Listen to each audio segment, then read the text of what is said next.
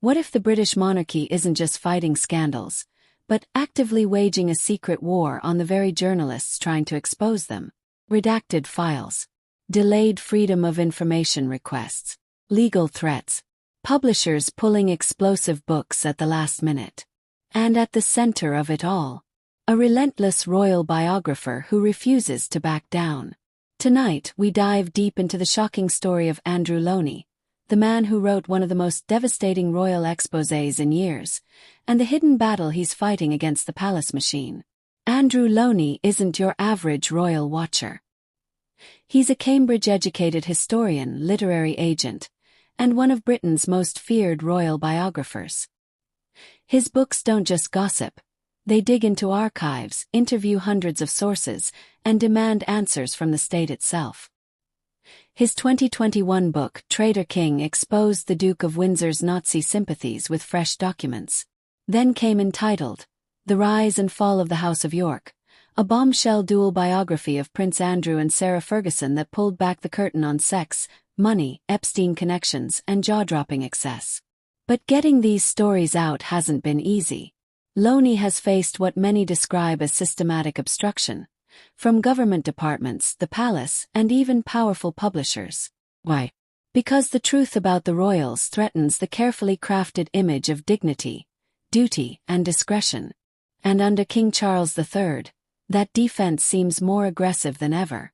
Lownie has submitted hundreds of freedom of information requests over the years. Many are stone-walled, delayed beyond legal limits, or outright rejected on flimsy grounds like data protection, even for decades-old files that should be public. When researching Traitor King, he discovered that key documents on Edward VIII in the Bahamas had been heavily weeded, destroyed, or removed. Similar patterns emerged with Prince Andrew files from his time as UK trade envoy. Diplomats, civil servants, and even former palace insiders often refuse to speak on record. Some cheerily reply "nice try" when pressed. Others simply ghost. Lownie estimates the government has spent millions fighting transparency. And it's not just passive resistance. Journalists and authors have faced legal threats, defamation warnings, and pressure campaigns. Networks were reportedly strong-armed into dropping documentaries on Andrew by hints that royal access would dry up. Publishers get cold feet when lawyers circle. In late 2025, Lownie even sued a major U.S. publisher after they allegedly pulled the plug on the American edition of Entitled amid the escalating Epstein fallout and royal pressure. He's demanding hundreds of thousands in damages, calling it a breach that silenced uncomfortable truths. This isn't isolated. It's a pattern. A system designed to be onerous, paranoid, and effective at burying history. Lownie's book Entitled didn't hold back. It detailed Andrew's alleged misuse of his trade envoy role, claims of chasing women, lavish trips, and questionable business dealings. One shocking allegation: during a taxpayer-funded trip to Thailand, up to 40 prostitutes were reportedly brought to his hotel in just 4 days. The book explores the Epstein friendship in depth, financial opacity, and the palace's efforts to manage, or suppress, the fallout. Lownie argues the monarchy has long protected its own through settlements, PR campaigns, and silence. But with Andrew's recent legal troubles making headlines, the cracks are widening. And King Charles? Questions linger about what he knew when he knew it, and whether the firm prioritized image over accountability. Lownie has publicly asked, was the king complicit in any cover-up? Could this become the monarchy's Me Too moment?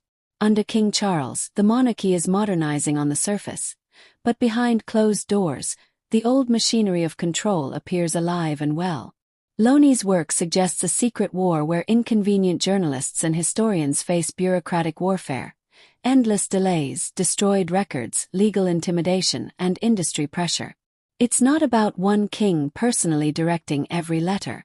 It's a culture of deference mixed with institutional self-preservation that stretches back decades, now clashing with a less deferential press and public hungry for transparency.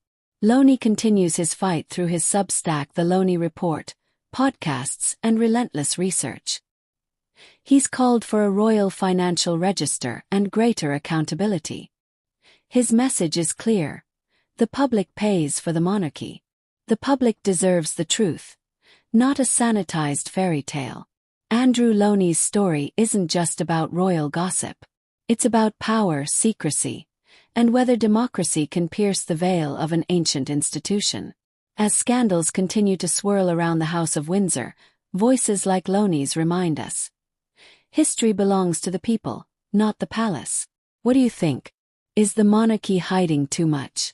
Should files be opened faster? Drop your thoughts in the comments below. If you want more deep dives into royal secrets, hit that like button, subscribe, and turn on notifications.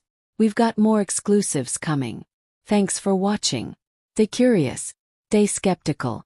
Until next time, keep questioning the crown.